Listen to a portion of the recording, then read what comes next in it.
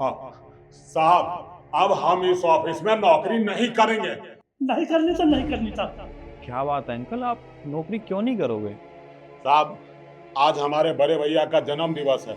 Madam जी से मैंने छुट्टी मांगने गया, लेकिन मैडम जी ने कहा, good morning madam. Good morning. Madam ji, आज हमारे बड़े भैया का जन्म दिवस है, तो इस उपलक्ष्य में आज हम छुट्टी चाहते हैं।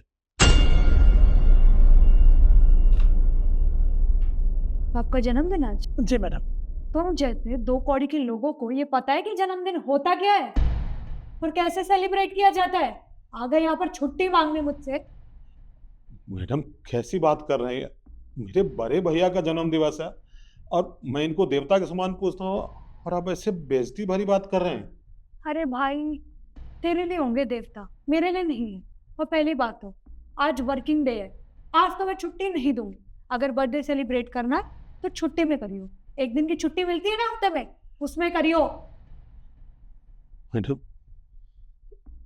हाँ, छुट्टी नहीं देंगे? हाँ, नहीं दूंगी छुट्टी। पता है क्यों नहीं दूंगी? क्योंकि तुम जैसे लोग ना धरती पर बोझ हो। तुम जैसे गरीबों को क्या मतलब जन्मदिन सेलिब्रेट करने से? आ गए यहाँ पर मेरा मूड खराब करने। जाओ, आप काम करो, जाओ।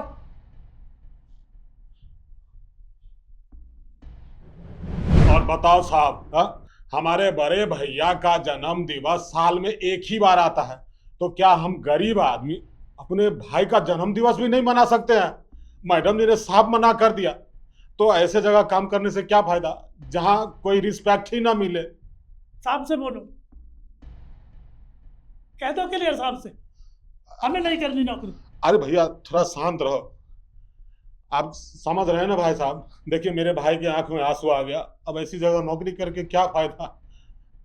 आपने रिद्धि से छुट्टी मांगी और रिद्धि ने आपको ये सब बोला? जी साहब। आप एक मिनट रुकिए, मैं रिद्धि को बुलाता हूँ।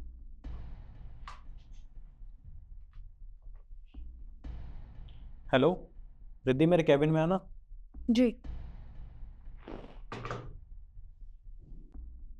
सर, आपने बुलाया? हाँ, मैंने तुम्हें बुलाया। तुम दोनों यहाँ पे क्या कर रहे हो? वो तुम्हारी हिम्मत कैसे होगी सर के कैबिन में आने की?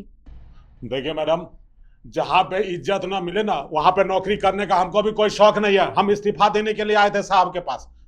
हाँ, तो इस्तीफा दे दिया ना, अब जाओ यहाँ से। सर, और मेरा टाइम वेस्ट क्यों कर रहे हो? वैसे भी तुम्हारी पोस्ट के लिए ना बहुत अच्छे अच्छे लोग हैं हमारे पास, निकलो अब। ठीक है मैडम, कोई बात नहीं। साहब, आपने देख लिया ना मैडम जी का तेवर। मैडम जी आपके सामने कैसे बोल रही हैं। साहब, अब ऐसी जगह नौकरी करके क्या फायदा जहां हमारे बड़े भैया के लिए कोई रिस्पेक्ट ही नहीं है। सुनिए सुनिए, आप रुकिए, मेरी बात तो सुनिए। हुआ क्या है रिद्धि, क्या चल रहा है सब? सर, अब ये लोग आए थे मेरे पास थोड़ी देर पहले। इन्होंने मुझे बोला कि इनके भाई का जन्मदिन है तो इन्हें छुट्टी चाहिए। अब मैंने इतना ही बोला, प्यार से ही बोला कि अगर छुट्टी चाहिए तो छुट्टी वाले दिन कर लेना। अभी तो वर्किंग डे है ना। अगर ये लोग यहाँ से जाएंगे तो सर गेट पे कौन खड़ा होगा? कल को ऑफिस में कोई घुस आए तो इनकी जिम्मेदारी बनती है ना। और वैसे भी मैंने बहुत प्यार से ही समझाया था, पता नहीं इतनी सी बात में इस्तीफा क्यों देने लग रहे हैं।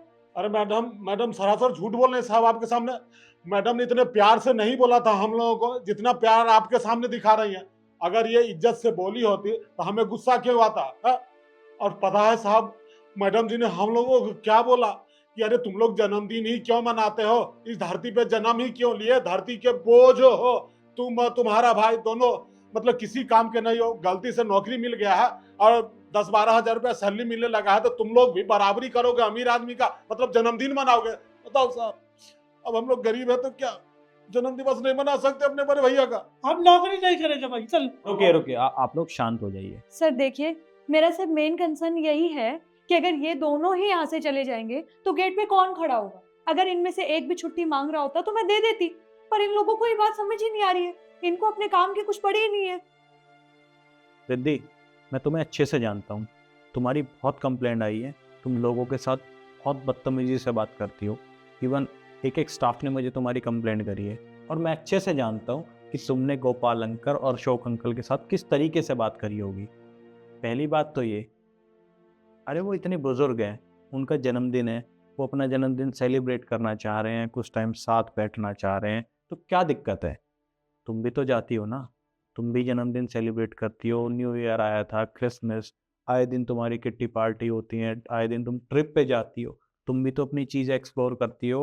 वो सिर्फ हमसे एक दिन की तो छुट्टी मांग रहे हैं, अगर उन्हें छुट्टी दे दोगी तो तुम्हें क्या दिक्कत हो जाएगी? और दूसरी बात, तुम्हारा कंसर्न यही है ना कि अगर ये दोनों ऑफिस से चले जाएंगे तो ऑफिस की सिक्योरिटी कौन करेगा? तो इसका सोल्यूशन है मेरे पास। तुम अभी और इसी टाइम एक अच्छा सा केक और कुछ डेकोरेशन का सामान ऑर्डर करो। हम अशोक जी का जन्मदिन अपने ही ऑफिस में पूरे स्टाफ के साथ मनाएंगे। पर सर मैंने बोल दिया ना, तुम ही केक ऑर्डर करोगे और सारी डेकोरेशन तुम अपने हाथों से करोगी। ये मेरा ऑर्डर है, जाओ। साहब आपका बहुत बहुत धन्यवाद कि आपने मेरे बड़े भैया का मान रख लिया। हम तो बहुत ही साधारण सा चीज़ मांग रहे थे, छुट्टी, ताकि हम बड़े भैया को ले जाते, शर्ट उर्ट खरीद देते, केक खरीदते, इनके साथ छुट्टी मनाते। लेकिन आपने सारे स्टाफ के सामने मेरे बड़े भैया को जो सम्मान दिया है ना, इस एहसान का बदला मैं ज़िंदगी भर नहीं उतार पाऊंगा। साहब आपका बहुत बहुत धन्यवाद। देखिए अंकल, आपको कोई धन्यवाद देने की कोई ज़रूरत नहीं है, और ना मैं कोई आपके ऊपर एहसान कर रहा हूँ। आप भी इंसान हो, हम भी इंसान हैं, और आपका जन्मदिन अगर हमारे साथ पूरे स्टाफ के साथ सेलिब्रेट होगा तो हमें भी अच्छा लगेगा, क्योंकि आप इस कंपनी में बहुत टाइम से काम कर रहे हो। इवन आपने तो अपनी आधी उम्र दे दी है इस ऑफिस में, तो हमें बहुत अच्छा लगेगा आज आपके साथ आपका जन्मदिन सेलिब्रेट करके। ठीक है साहब। कोई नहीं, आप लोग अपना काम कीजिए, और हाँ, थोड़ी देर बाद हम आपका केक कट करेंगे और सबके साथ आपका जन्मदिन सेलिब्रेट करेंगे। ठीक है साहब। आओ भैया, आज आपका भी जन्मदिन मनेगा।